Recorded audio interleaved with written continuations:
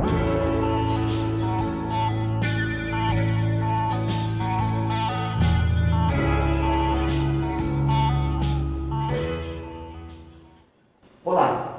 eu sou o Vladimir Polício, da Associação Amigos do Grande Anhangabaú. Desde o dia 5 até o próximo dia 14 de outubro, nós vamos entrevistar todas os candidatos e candidatas ao cargo mais alto do Poder Executivo Municipal, o de prefeito ou prefeita. Todos os 13 postulantes já confirmaram presença. Na manhã de hoje, quinta-feira, dia 8 de outubro, nesta manhã abafada de quinta-feira, nós vamos entrevistar o candidato da Rede Sustentabilidade, Pedro Bigatti. Pedro Bigatti, bom dia, tudo bom, Pedro? Bem, bom dia, é um prazer estar aqui com vocês, comentar aqueles que vão nos acompanhar também. E parabéns pela iniciativa de ouvir os candidatos. Em tempo de pandemia, ouvir os candidatos é uma coisa muito boa para as pessoas, né, poder escolher o que é melhor para a nossa cidade, né? É bom para que as pessoas conheçam as propostas, o que pensam os candidatos, Sem uma dúvida. visão maior sobre o próximo gestor da cidade para os 4 anos seguintes, né? Sem dúvida, ainda mais a gente não podendo ir tanto para a rua, né? Eu acho que esses espaços são muito importantes, então parabéns. Obrigado. Pedro, como que está a campanha do Rede? Como que está a Rede aqui em Jundiaí nessas eleições? Então a Rede é um partido novo na cidade, um partido que se formou há pouquíssimo tempo. O ano passado eu ainda não estava na Rede, né? Era um grupo pequeno, 8 pessoas que estavam comandando o partido. E aí houve um convite para que eu viesse para a Rede, né? No final do ano passado, começo desse ano. Eu acabei aceitando e para mim foi uma coisa muito boa porque eu estou num processo, Polícia, posso falar para vocês aqui, que um processo de reconstrução da minha vida. Depois que eu saí da prefeitura, eu comecei um processo de reconstrução. Eu voltei a trabalhar com urbanismo, planejamento de cidade, estou fazendo trabalho em muitas cidades e voltei a estudar, inclusive, fazer curso, me atualizar, foi uma coisa muito boa. Então, quando a Rede me convidou, como é um pessoal totalmente renovado, são 95% das pessoas da Rede nunca estiveram em partido político, nunca foram candidatos. Então eu achei um projeto desafiador para a gente começar um trabalho que está muito na linha daquilo que eu estou fazendo aí na minha vida pessoal e profissional. Então eu gostei da ideia, estou achando a campanha muito leve, boa, esse pessoal é muito unido. São 10 candidatos, então é uma chapa pequena, mas é uma chapa com potencial, eu digo isso a eles. Eu percebo, né, por conta da experiência de vida, eu percebo que cada um tem um potencial muito interessante para ter votos e para ser um bom vereador, né? E todos ali, acho que só um que já foi candidato, os demais nunca foram candidatos.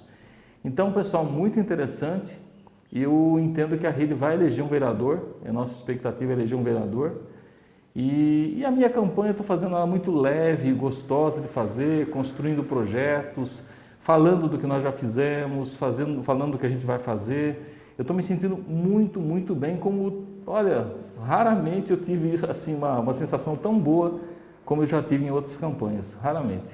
Pedro, a sua trajetória política teve início no PT. Sim. Depois, PT, Partido dos Trabalhadores.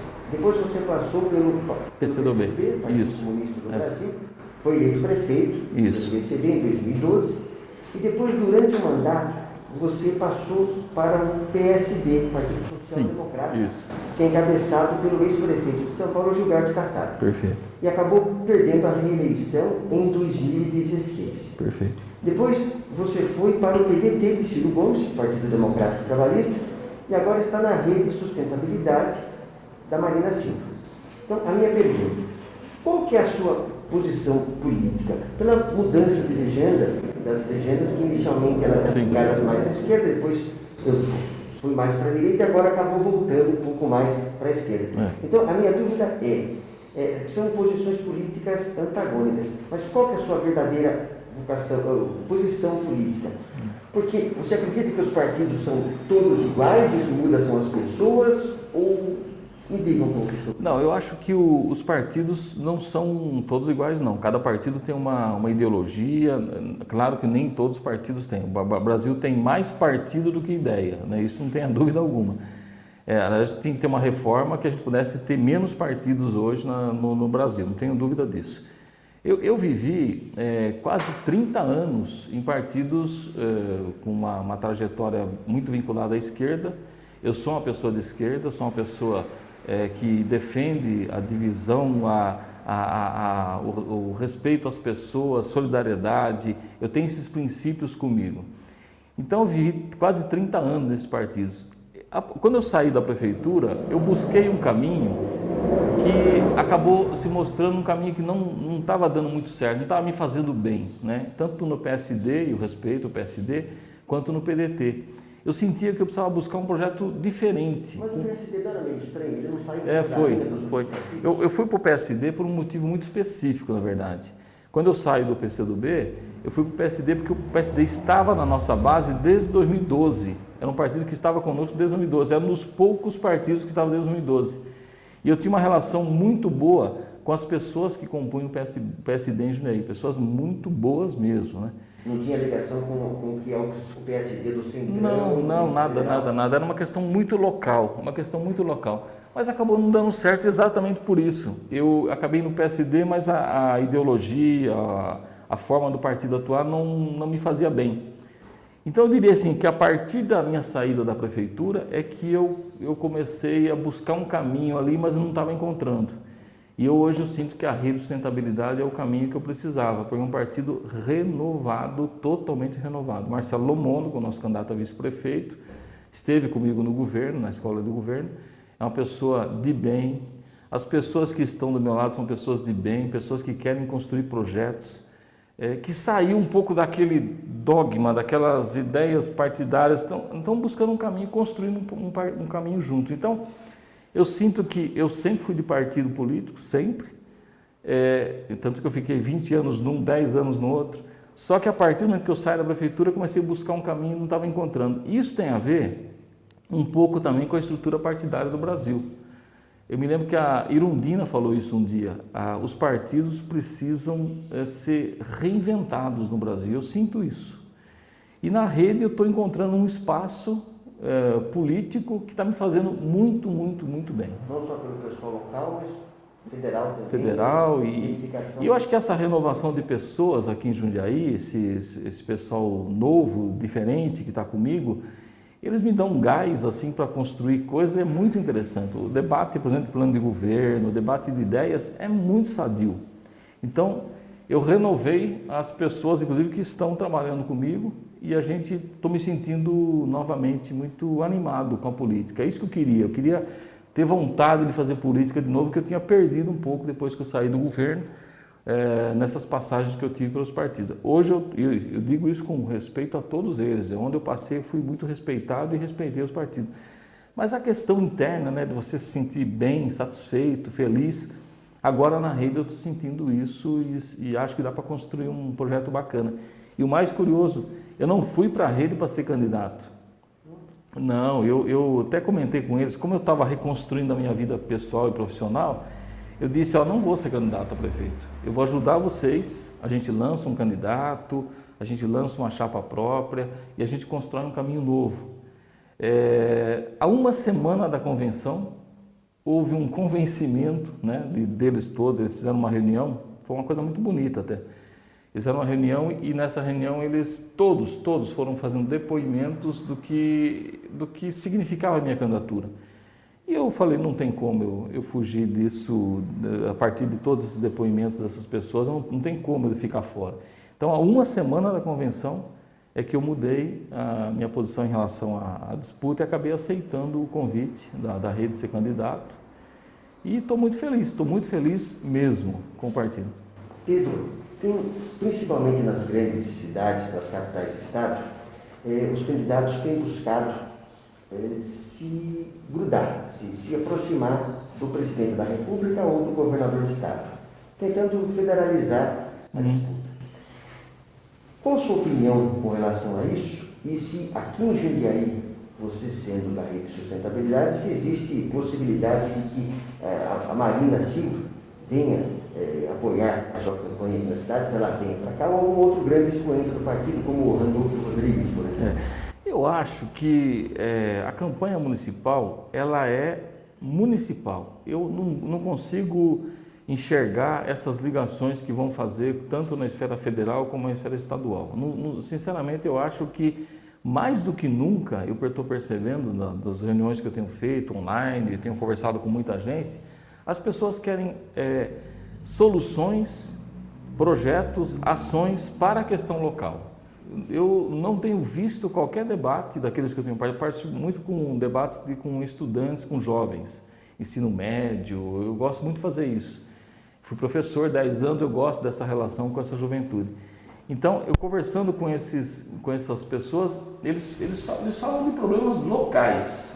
Inclusive, tem uma questão que a gente vai tratar aqui, que é esse momento pós-pandemia. Como é que nós vamos ter essa vida nova, essa outra relação de vida entre as pessoas. Então, eu não sinto essa federalização da política, essa relação governo federal, estadual, não sinto que isso seja tratado. Não vejo nem nos próprios candidatos tratando essa questão.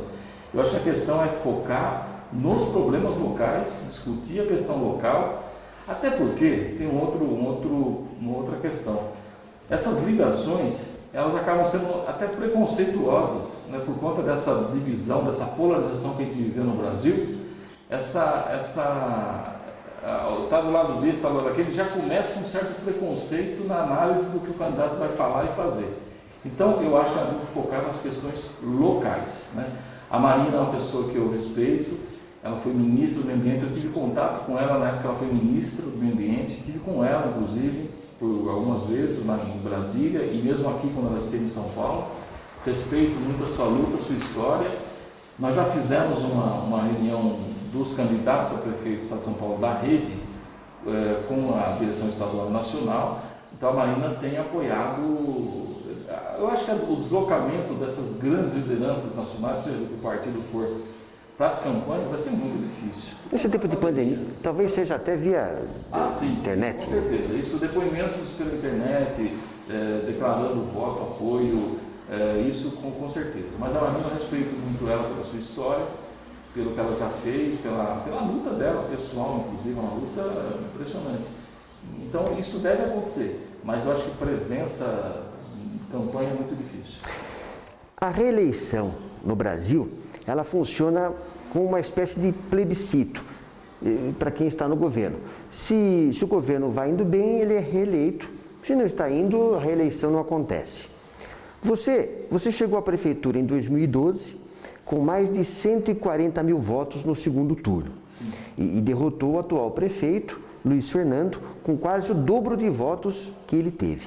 Isso quebrou a hegemonia de um grupo político que dominava a política local havia muito tempo. Nessa eleição, na eleição de 2012, os votos nulos e as abstenções foram menos de 45 mil. 4 anos depois, em 2016, a quantidade de votos nulos e abstenções subiram para 146 mil, mais de 100 mil. E os seus votos caíram de 140 mil na eleição de 2012 para 82 mil votos em 2016. E o Luiz Fernando foi eleito prefeito. A minha pergunta, o que aconteceu? Algo deu errado ou os eleitores tinham expectativas exageradas sobre um governo Pedro Bigardi? Eu acho que a eleição você não mede somente pelo êxito de um governo ou não. O nosso governo, eu não tenho nenhuma dúvida em dizer isso, foi o governo mais realizador da história de Jundiaí. Eu fui servidor público durante 22 anos na prefeitura de Jundiaí, como desenhista, como engenheiro, assessor de engenharia. Eu acompanhei prefeitos, eu vivi ao lado ali dos prefeitos. Eu não tenho nenhuma dúvida que o nosso governo foi o mais realizador da história de Jundiaí em todas as áreas, qualquer área. Se falar habitação, nós entregamos 1.500 habitações para a cidade, prontas, entregues e a pessoa teve o documento. Mais de 1.500 pessoas receberam a sua documentação e o seu imóvel, pronto. Nos últimos 4 anos, 0. Quer dizer, qualquer comparação que a gente vai fazer, a gente ganha disparado de qualquer prefeito ao longo da história. não tenho dúvida disso. Tem alguns erros do governo, eu acho que tem alguns erros, mas tem uma situação conjuntural, uma situação do Brasil, tanto em 2012 como em 2016. Em 2012 havia uma euforia, eu diria, até com a minha candidatura pela minha trajetória, né? E que era normal. Depois, com o governo, nem tudo que as pessoas têm expectativa é possível realizar. Ainda mais com uma crise violentíssima que começou em 2014. Uma crise econômica, em que os recursos do governo foram reduzindo, todos os governos foram reduzindo o recurso, não temos que fazer mágica para se sustentar, né? E ao mesmo tempo, uma crise política. E aí começou a tal da polarização muito forte, em 2014. Eu vivi todos os movimentos no Brasil, aqueles movimentos de rua, 2014, 15, começou em 2013, 13, 14, 15, 16, todos. Então juntou crise política no Brasil e crise econômica. E aí a gente teve a análise do governo, do gestor, ela se deu por aquele viés naquele momento. Por isso que eu, inclusive pela minha trajetória de vida, na polarização, colocou muito eu como uma pessoa vinculada à esquerda, aquela coisa toda ao longo da minha vida, e isso deu um carimbo, né? Então eu acho isso. Agora, nós cometemos alguns erros também.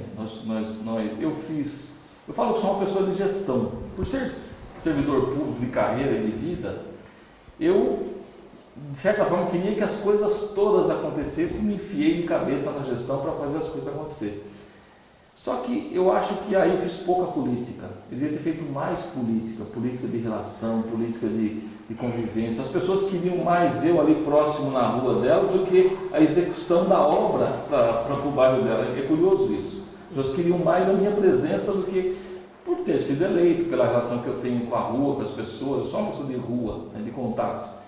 E eu tive que fazer a gestão. Você ficou mais no gabinete, então, do que na rua? Eu fiquei mais no gabinete, eu tinha que ficar mais na rua, mais no contato direto. Às vezes, você está na rua, você enxerga um problema menor para ser feito ali no contato, do que uma coisa maior que tem até mais dificuldade de viabilizar.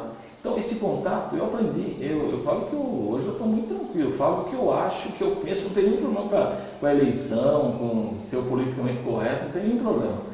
Eu acho hoje que eu faria um mandato com, primeiro, quando pintou a crise em 2014, que a gente foi perceber, em 2013, na verdade, em 2014, 2015, que a gente foi perceber a gravidade da crise econômica, a gente teria que ter trabalhado projetos mais dentro do tamanho daqueles 4 anos. É curioso dizer isso, mas é verdade. Nós começamos 4 UPAs, que são as 4 maiores UPAs do Brasil. As 4 maiores UPAs do Brasil. E foi uma exigência do governo federal para fazer aquele tamanho. Eu faria lá menor e estariam as 4 funcionando. Eu entreguei uma pronta, com todos os móveis, equipamentos, tudo pronto no final de 2016, e ela ficou 2 anos para começar a funcionar. Eu teria feito um pouco menor e funcionando antes. As outras 3 paralisou e está parado aí até hoje, sem fazer nada, as 3 UPAs.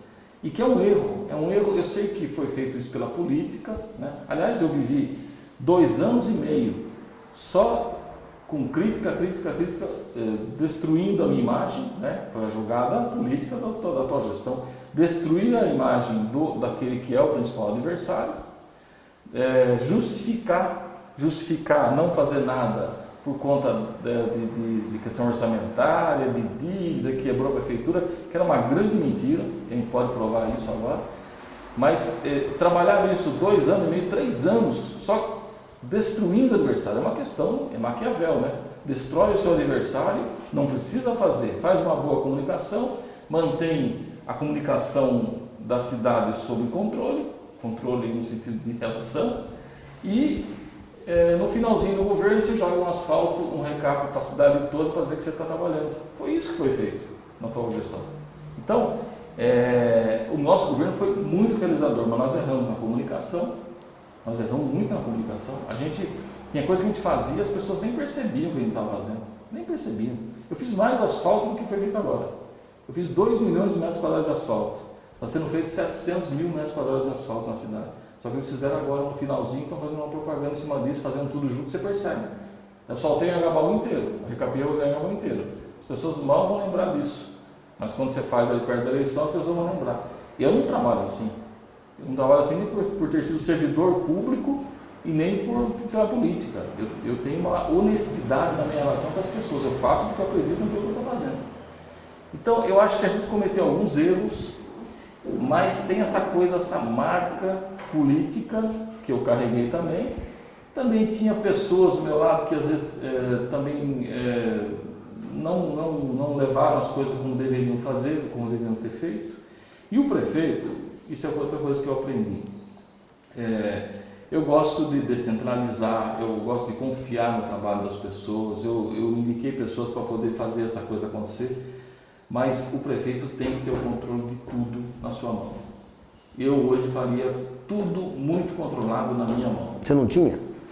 Eu fazia uma descentralização, uma prefeitura desse tamanho, com 8 mil funcionários, uma cidade com 400 mil habitantes, é muito difícil você ter. Então eu descentralizava as coisas, deixava acontecer, mas ao mesmo tempo ia acompanhando. Hoje eu teria um controle muito maior do que eu tive. Você se cercou então de algumas pessoas que não corresponderam àquilo que deveriam corresponder. É isso.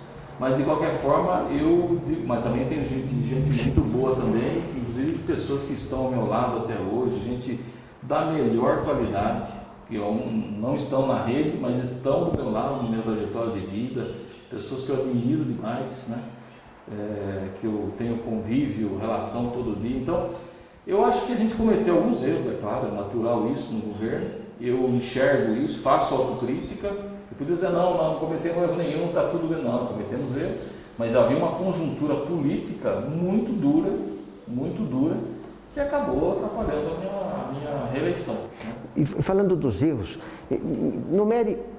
numerou vários, você disse vários acertos e desacertos na campanha. Mas podia identificar para a gente qual foi, se possível, na sua gestão, qual foi o maior acerto e o maior erro, aquilo que você se arrepende de ter feito e aquilo que você tem muito prazer de ter sido feito pela sua gestão? Eu acho que o maior erro foi a gente não saber comunicar com a cidade aquilo que a gente estava fazendo. E não é só fazer, eu fiz isso, fiz aquilo, não. É porque aquelas coisas estavam acontecendo. Né? Por exemplo, vou voltar aqui nas UPAs. As UPAs, as 4 UPAs, não é um equipamento de saúde só. Está fazendo mais um equipamento de saúde para atender um bairro, não é isso. Ela muda a forma do atendimento na saúde da cidade, é uma mudança estrutural da saúde. E quando você faz uma UPA no Novo Horizonte, como nós fizemos, você começa a atender ali, além do básico, do atendimento primário, que a gente chama, eu estou falando uma coisa que você sabe, mas tem poder. Você tem aquele atendimento de média complexidade, ele vai além do primário. Então as pessoas deixam de sair daquele bairro para ir para o São Vicente. Resolve o problema lá. Resolve lá. Então você tem mais resolutividade, você tem um alívio de um hospital que ele é alta complexidade e você acaba resolvendo isso região por região. A descentralização da saúde, do ponto de vista da média complexidade, ela é primordial nas cidades. Esse seria o maior acerto. E a gente começou esse projeto, só que nós não soubemos passar isso corretamente para as pessoas, e aí está fazendo 4 UPAs, não é isso, é uma mudança estrutural no sistema de saúde da cidade. Aí vai a falta da comunicação. Só que a gente, isso atravessou o nosso mandato, não era uma obra que dava para terminar o nosso mandato, por quê? Porque era grande, porque ela veio um pouco tarde do governo federal, nós conseguimos dinheiro, e quando termina o governo, um projeto maravilhoso desse, estruturante da cidade, ele para e volta para aquela loja, a mesma lógica de sempre, a unidade básica e o hospital funcionando. O PA Central, eu fiz o PA Central em 70 dias, entreguei para a comunidade. Eu cheguei na prefeitura, fomos ver lá, tinha um prédio do lado do hospital regional, estava terminando o hospital regional, olha que interessante isso. Eles iam demolir o prédio, aquele prédio antigo ali na esquina, eles iam demolir e fazer um estacionamento. Estava no projeto do governo do estado. Falei, não vai demolir esse prédio, mas de jeito nenhum, o estacionamento vai arrumar depois. A gente reformou ele, colocando equipamento, passou a funcionar 24 horas, atendendo 800 pessoas por dia, com um exame, raio-x, eletro. E o que a gente fez ali? Aliviamos o hospital, porque as pessoas passaram a ser atendidas ali. A minha filha, um dia, foi ser atendida ali. Ela passou mal, ela foi no PA Central. Ou seja, Se não fosse o Pé Central, não iria no Hospital São Vicente, onde você toque todo o acesso ao hospital. Então, eu acho que a gente errou na comunicação e a gente acertou nessa estruturação, mas ela acabou sendo paralisada, digamos assim, infelizmente. Eu acho que são... Mas, de qualquer forma, do ponto de vista de realização, eu falo, posso comparar com qualquer prefeito, o que nós fizemos é imbatível. 4 parques, 2 milhões de metros quadrados de asfalto, escolas, as escolas que a gente abriu no Varjão, escolas maravilhosas, reformas da escola, o parque tecnológico. Então tem tanta coisa boa. Bom, Pedro, e falando em saúde, como que você vê o enfrentamento do problema da pandemia da Covid-19, do coronavírus, pelo atual prefeito Luiz Fernando? E o que você faria diferente? Eu acho que, primeiro, as cidades cumpriram protocolos que eles estavam muito mais definidos pelo governo estadual do que provavelmente pela prefeitura. Tanto que todos os decretos assinados tinham a ver com aquilo que o governo do estado determinava. Nós tivemos, acho que um bom começo na questão da pandemia, mas eu acho que aos poucos a gente foi perdendo um pouco, eu não diria relaxamento do sistema, porque a gente tem uma análise técnica aí. Mas do ponto de vista de comunicação com a população, eu acho que faltou um pouco mais de presença da prefeitura, de firmeza em relação ao cumprimento dos protocolos. A gente viu que houve um relaxamento por parte da comunidade, tanto que aquele índice de isolamento foi Jundiaí, eu acompanhei todos os dias. O isolamento de Jundiaí ele era extremamente baixo em relação às outras cidades do estado de São Paulo. Eu ia comparar todo dia. Então eu senti que faltou um pouco mais de presença, de relação, de firmeza em relação à comunidade, especialmente as pessoas idosas, as pessoas que tinham algum problema, as pessoas de risco. Grupo de risco. Então eu acho que faltou um pouco mais isso, mas no geral eu acho que no governo estadual foi se superando as fases. Agora, no geral, no Brasil, nós talvez pudéssemos ter evitado uma situação tão grave como foi. Se lá atrás a gente tivesse sido mais rígido, o tempo nosso talvez de pandemia tivesse sido menor do isolamento, se tivesse sido um pouco mais rígido lá atrás. A gente tratou isso, que eu digo o Brasil, né? Tratou isso como se fosse uma coisa não tão grave, tanto que nós somos hoje o segundo país do mundo em termos de mortes, né, em casos. É um absurdo. Nunca foi uma gripezinha? Nunca foi uma gripezinha, pelo contrário, é um problema muito sério e que a gente não soube ter a firmeza, eu diria, lá no começo como deveria. O que nota, não só com relação à questão da saúde e do enfrentamento à pandemia, mas pela totalidade da gestão, pelas ações variadas. Que nota que você dá ao atual prefeito?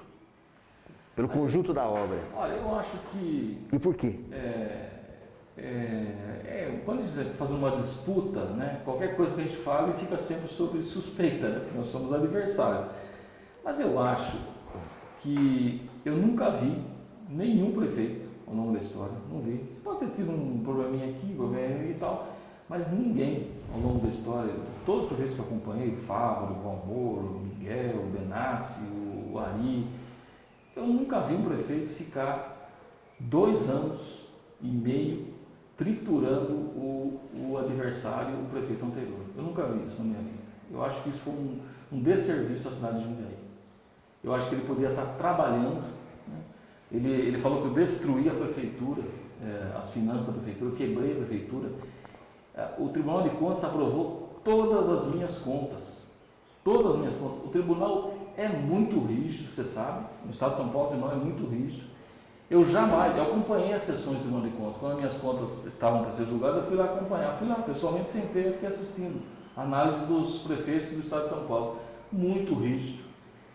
E eu peguei como análise da minha conta uma conselheira que ela é de carreira, portanto uma mulher que muito detalhista, funcionária de carreira, tudo, do tribunal, que virou conselheira, e ela analisou todos os detalhes. E eu tive todas as minhas contas aprovadas pelo tribunal e todas as contas aprovadas pela Câmara Municipal atual.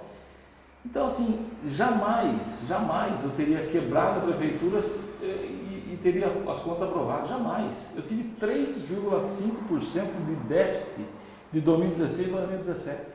3,5% de déficit. Isso que é aquele, o resto a pagar. Então ficou um déficit, mas 3,5%. Digo para você com toda a sinceridade do mundo, em 3 meses isso seria resolvido. Ele ficou 2 anos e meio batendo nisso. O que você deixou para o seu sucessor, comparativamente ao que a atual gestão, o atual prefeito vai deixar para o sucessor dele? Aí é que está, aí é que pega. Ele bateu em mim. Você sabe a apresentação que eles fizeram na Câmara agora, do orçamento? O gestor da prefeitura foi até a Câmara e apresentou os dados. Nós tínhamos, até os dados estão aqui, ó. Em 2013, eu assumi a prefeitura, nós tínhamos 344 dados da prefeitura, hein? O gestor da prefeitura. 344 milhões de dívida fundada, que a gente chama, que é a dívida de médio e longo prazo. Sim. Não é déficit, é a dívida. Eu saí em 2016, a dívida era 175 milhões. Diminuiu, tremendamente, fez isso. Hoje, 2020, apresentado pelos gestores da prefeitura, não é dados meus não, está lá, é público, 404 milhões de dívida. Ou seja, quando eu entrei tinha 344, quando eu saí 175, hoje 404 milhões, acima daquela que eu peguei. E você sabe o que é essa dívida? Boa parte dela é esse recap que está sendo feito na cidade, que deveria ser recurso do próprio orçamento. Você jamais faz um recapeamento de uma cidade, para manutenção de uma cidade, com dinheiro emprestado. Isso é básico. Isso foi feito por uma questão política eleitoral. Você faz um recap com dinheiro do orçamento. Se você não tem, você faz o que dá para fazer. Mas jamais fazer um financiamento para isso. A cidade está pagando, hoje, vai pagar 404 milhões de dívida daqui para frente, para os anos que vêm por aí. Não é uma dívida alta em relação ao orçamento. Isso o Jundiaí sempre teve mas ela aumentou tremendamente. Então, assim, que responsabilidade fiscal é essa? Pedro, falando em obras, em gestão, uma pesquisa para a Prefeitura da cidade de São Paulo disse que o eleitor paulistano, 33%, tem como maior preocupação a saúde, 11% transporte coletivo e depois vem segurança pública, geração de empregos, combate à corrupção, educação e, em último lugar, vem o meio ambiente. Você já adiantou ao longo da nossa conversa, você já adiantou algumas propostas, algumas frentes que você pretende levar à prefeitura ano que vem. No seu governo, tem algum outro ponto que você queira destacar? Sim. Você concorda com essa prioridade que foi feita na pesquisa de São Paulo, ou você acredita que em Jundiaí a prioridade seja diferente? Em São Paulo é, em primeiro lugar, saúde, depois transporte coletivo, segurança pública e aí vai. Eu acho que vai mudar isso. Eu acho que vai mudar. Em todo lugar, no Brasil todo. Eu acho que a saúde vai continuar ali em cima, entre os 2 primeiros, mas vai surgir um emprego. Eu acho que o grande desafio dos gestores que vão assumir a partir do ano que vem é, claro, cuidar da gestão pública que ela seja a mais eficiente possível, porque nós estamos vivendo uma situação muito dramática, do ponto de vista de recursos, de captação, diminuição do orçamento. Então, cuidar da gestão pública ficar redonda, mas mais do que isso, nós vamos ter que pensar de formas. Eu sei que a questão do emprego é estrutural, é Brasil e tal, mas no município nós temos que pensar em formas de você ajudar esses microempresários, os pequenos empresários, essa economia informal, essa economia solidária que surgiu muito fortemente na pandemia. Como é que nós vamos ajudar essa gente? O cara que tem grupos de zap, vejo em loteamentos por aí que tem, um vendendo coisa para o outro. O cara faz lá o palmito, o outro faz o doce, o bolo, não sei o que, faz serviço de casa. Essa ajuda. Como é que a gente vai responder a isso? Com redução de impostos, claro, não pode ter renúncia de impostos, mas melhoria, desburocratização, como é que se ajuda esse povo? A grande questão, então, a geração de empregos. Eu acho que o emprego e a saúde, emprego e renda, saúde. Por uma questão da situação que nós vivemos, a preocupação com a saúde, esses 2 temas vão estar muito presentes no nosso dia a dia. E a saúde vai ser agravada porque as pessoas perdem emprego, não têm plano de saúde e vai para o serviço público. Aliás, o SUS, que foi tão... bateram tanto no SUS, é o sistema melhor do mundo. É o sistema melhor do mundo hoje. E se não fosse o SUS no Brasil, com todas as deficiências, problemas que tem, de atraso, de problema, de demora, o que seria do nosso país se não fosse o SUS? Muito mais grave. O que seria do nosso país se não fossem os médicos, os enfermeiros, esses profissionais que seguraram esse período todo, até contra governantes? Pedro, só para a gente não fugir muito do nosso período de tempo, aqui, por favor, um minuto para as suas considerações finais, explicando para o eleitor, para a eleitora que ainda não se convenceu no voto, o porquê de votar em Pedro Bigardi para a prefeitura. Bom, eu primeiro agradecer vocês pela oportunidade. Eu entendo que eu tenho duas coisas hoje que me colocam como para ser votado e para poder fazer um bom mandato em Jundiaí. Primeiro, a experiência de vida, a experiência de ter sido prefeito, a experiência de ter sido deputado. Então isso é uma coisa de servidor público. E segundo lugar, é essa renovação que eu estou fazendo na minha vida. Eu tenho experiência, mas eu quero coisas novas, diferentes. Então, eu acho que essas duas coisas estão me dando uma condição hoje muito legal para poder continuar, para poder ser prefeito de Jundiaí e fazer as melhores coisas que a gente possa para atender a população. Muito obrigado. Eu agradeço a presença de Pedro Bigardi para a nossa entrevista, para o nosso bate-papo. E convido a você, eleitor, eleitora, a acompanhar nossa série de entrevistas com os candidatos e candidatas ao cargo mais importante da cidade, o de prefeito ou prefeita. As eleições acontecerão para prefeitos e vereadores no dia 15 de novembro e segundo turno, onde for necessário, no dia 29 de novembro. Por conta da pandemia da Covid-19, o horário de votação foi ampliado das 7 da manhã até às 17 horas.